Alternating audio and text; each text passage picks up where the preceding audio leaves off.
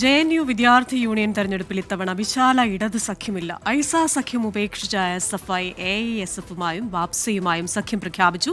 President സ്ഥാനാർത്ഥിയുടെ പേരിൽ SFIയും ഐസയും തമ്മിൽ തർക്കമുണ്ട്. ബൽറാം നെടുങ്ങാടിയാണ് ഡൽഹിയിൽ നിന്ന് ചേരുന്നത്. Balram, good morning. അങ്ങനെ ഐസയും SFIയും വഴിപിരിയുകയാണ്. ഇത് ഈ പ്രസിഡന്റ് സ്ഥാനാർത്ഥിയെ നിർത്തുന്നതുമായി ബന്ധപ്പെട്ട ചില പ്രശ്നങ്ങളിലാണെന്ന് മനസ്സിലാക്കുന്നു.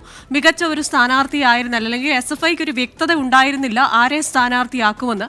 തങ്ങളുടെ ഭാഗത്ത് മികച്ച നിരവധി കാൻഡിഡേറ്റ്സ് ഉണ്ട്. അതുകൊണ്ട് തന്നെ ഇത്തരത്തിലൊരു വഴിപിരിയലിലേക്ക് പോകേണ്ടി വന്നു എന്നൊരു വിശദീകരണമൊക്കെ വരുന്നുണ്ടല്ലോ. എന്താണ് യഥാർത്ഥ കാരണം?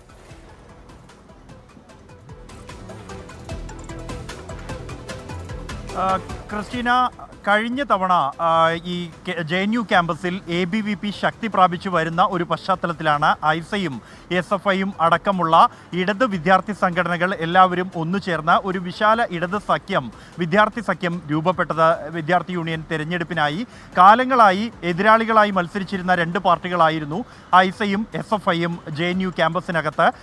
എന്നാൽ കഴിഞ്ഞ തവണ രൂപപ്പെട്ട ആ ഒരു വിശാല വിദ്യാർത്ഥി സഖ്യം ഇത്തവണ ഇല്ല എന്നുള്ളതാണ് സാഹചര്യം. ഇത്തവണ ഐസ ഒപ്പം തന്നെ DSU എന്നീ രണ്ട് പാർട്ടികൾ, വിദ്യാർത്ഥി സംഘടനകളാണ് സഖ്യമായി മത്സരിക്കുന്നത്. അതേസമയം ബാബ്സ എന്ന അംബേദ്കറൈറ്റ് വിദ്യാർത്ഥികളുടെ കൂട്ടായ്മ ഇത്തവണ ഇടത് സഖ്യത്തിൻ്റെ ഭാഗമായി മത്സരിക്കുന്നു എന്ന പ്രത്യേകതയും ഉണ്ട്. SFI, ബാബ്സ, AISF കൂടാതെ PSA എന്നീ വിദ്യാർത്ഥി സംഘടനകൾ ചേർന്നാണ് ഇത്തവണ ഇടത് സഖ്യമായി മത്സരിക്കുന്നത്.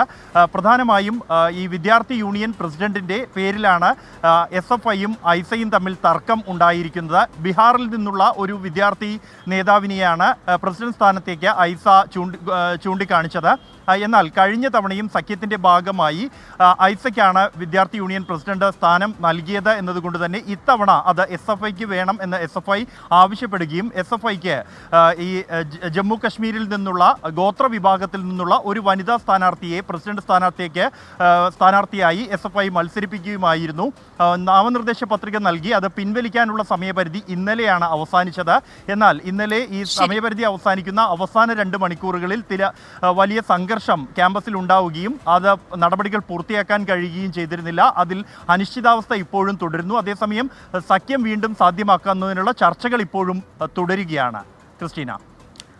ശരി, ബൽറാം നെടുങ്ങാടിയാണ് വിശദാംശങ്ങളുമായി ചേർന്നത്. വിശാല ഇടത് സഖ്യം ഇത്തവണ തെരഞ്ഞെടുപ്പിൽ ഉണ്ടാവില്ല JNUവിൽ എന്നാണ് ബൽറാം റിപ്പോർട്ട് ചെയ്യുന്നത്. പക്ഷേ ആ ഒരു സഖ്യം വീണ്ടും പുനഃസ്ഥാപിക്കുന്നതിനുള്ള ചർച്ചകളും നടക്കുന്നുണ്ട്.